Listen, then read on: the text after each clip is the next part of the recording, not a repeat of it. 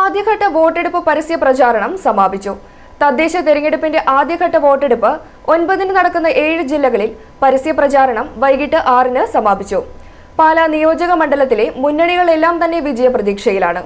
പരസ്യപ്രചരണത്തിന്റെ അവസാന ദിനമായതിനാൽ രാവിലെ തന്നെ മുന്നണികളും സ്ഥാനാർത്ഥികളും വോട്ടർമാരെ നേരിൽ കണ്ട് വോട്ടുറപ്പിക്കുന്ന കാഴ്ചയാണ് പാലായിൽ നിറഞ്ഞു നിന്നിരുന്നത്. പാലാ ജൂബിലിയും തിരഞ്ഞെടുപ്പും ഫുഡ് ഫെസ്റ്റും ഒക്കെ ആഘോഷത്തിലാണ് പാലാക്കാർ. എല്ലാ വാർഡുകളിലും തന്നെ LDF, UDF, NDA, Aam Aadmi, സ്വതന്ത്ര സ്ഥാനാർത്ഥികൾ മത്സരരംഗത്ത് സജീവവുമാണ്.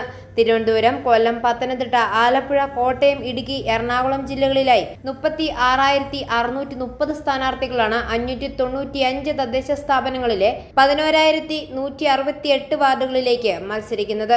7 ജില്ലകളിലായി 131 കോടി വോട്ടർമാരും 15,432 പോളിംഗ് ബൂത്തുമാണുള്ളത്. രണ്ടാം ഘട്ട വോട്ടെടുപ്പ് 11-ന് നടക്കുന്ന തൃശൂർ, പാലക്കാട്, മലപ്പുറം, കോഴിക്കോട്, വയനാട്, കണ്ണൂർ, കാസർഗോഡ് ജില്ലകളിലെ പ്രചാരണം 9-നാണ് അവസാനിക്കുന്നത്. i4A news, Pala.